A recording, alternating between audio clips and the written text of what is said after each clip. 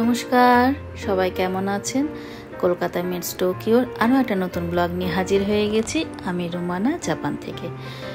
আজকে আপনাদের সাথে শেয়ার করব জাপানের নিউ ইয়ার সেলিব্রেশনে এরা কীরকম ধরনের গ্রিটিংস ব্যবহার করে থাকে, বা কোন জিনিসটা এরা বাড়ির সামনে রাখলে বা বাড়ির দরজার মধ্যে ঝোলালে শুভ মনে করে, সেটা আজকে আপনাদের সাথে শেয়ার করব। এই যে এগুলো দেখছেন, এগুলো কিন্তু ওরা ভীষণ শুভ মনে করে, যে জন্য এগুলো বিভিন্ন বাড়ির দরজার সামনে, বিভিন্ন কোম্পানির সামনে বা কেউ কাউকে গ্রিটিংস হিসেবেও প্রেজেন্ট করে থাকে। আর জাপানে জানেন তো, 12টা পশুর নামে এরা বছরে নামাঙ্কিত করে থাকে এবং সেটাই সার্কেল হতে থাকে। যেই 12টা বছর পেরিয়ে যায় তখন আবার প্রথম থেকে শুরু হয়। এই সার্কেলটাকে জাপানিজে বলে থাকে জুনিশি। এই যে লিস্টটা আমি আপনাদের সাথে শেয়ার করলাম। এতে দেখুন যে যে পশুগুলো দেখা যাচ্ছে সেই পশুর নামকরণ দিয়ে বছরের নাম হয়। 12খানা পশুর নাম আছে, কিন্তু এবছর দেখেছেন কার্ডগুলোতে বেশিরভাগ সাপ দেখা যাচ্ছে। তাই এই বছরটাকে জাপানিজে বলছে মিদোশি, মানে হেবি মানে সাপ। তাই দেখুন প্রত্যেকটা পোস্টকার্ডে একটা করে সাপের ছবি দেয়াই রয়েছে।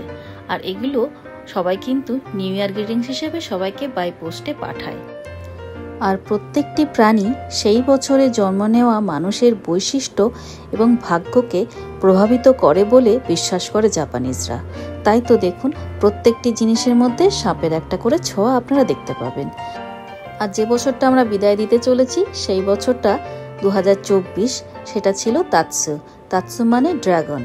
তো 2024 ছিল তাৎসু, আর 2025 আছে মিদোশি মানে হেবি মানে সাপ।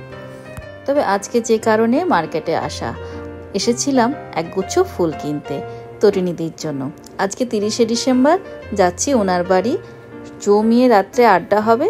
আর কালকে তো 31st, সারাদিন বাইরে বাইরে ঘুরে 31st সেলিব্রেট করব। তো এই যে একগুচ্ছ ফুল কিনে নিয়ে চললাম এখন ওনার বাড়ি। রায়সারূপসা স্কুল অনেকদিন আগেই ছুটি পড়েছে, যে জন্য ওরা 2 দিন আগেই মামামের কাছে এসে গেছে। 2 দিন মামামের সঙ্গে থেকেছে। আর আজকে আমরা এসেছি, কালকে যেহেতু বেড়াতে যাব আর আজকে রাত্রে জমিয়ে আড্ডা দেব। তো চলুন তাড়াতাড়ি উপরে যাওয়া যাক, আমাদের আসতে একটু দেরি হয়ে গেছে। এই যে কাণ্ড দেখুন, দেরি হয়েছে তাই সন্ধ্যের টিফিন আর রাত্রের ডিনার একসাথেই করতে হবে। দিদি নিজে হাতে গিয়োজা বানিয়েছে, অনেকটা স্টিম মোমোর মতো, কিন্তু গিয়োজাটা টেস্টি বেশি। আমরা মোমোর থেকে গিয়োজাটা বেশি ভালোবাসি, তাই অনেকটা করে গিয়োজা খেয়েছি। তারপরে তো জুলিয়াসের পাতে দেখতে পাচ্ছেন লুচি।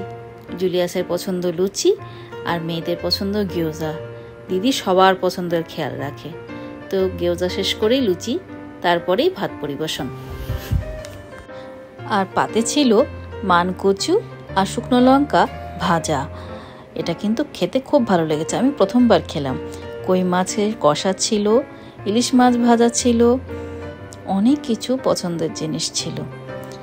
এই যে ফুলগুলো এনেছিলাম সেগুলো আমি ফুলদানির মধ্যে সাজিয়ে দিলাম। এখন সবাই মিলে বসে একটু আড্ডা দেওয়া হবে। আর তার জন্য প্রস্তুতি চলছে আম। অসময়ে আম পাওয়া গেছে, ব্যাপারটা কিন্তু সেরকম।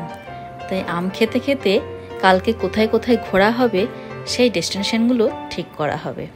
এই যে আমও চলে এসেছে, আর এখন সবাই বসে রয়েছি, সঙ্গে হাতে একটা করে আইসক্রিম। বুঝতেই পারছেন কালকের ডেস্টিনেশনটা দারুণ হতে চলেছে। তো সঙ্গে থাকুন, দেখতে থাকুন কলকাতা মেটস টোকিও। সবাই ভালো থাকবেন, সুস্থ থাকবেন, দেখা হবে আগামীকাল।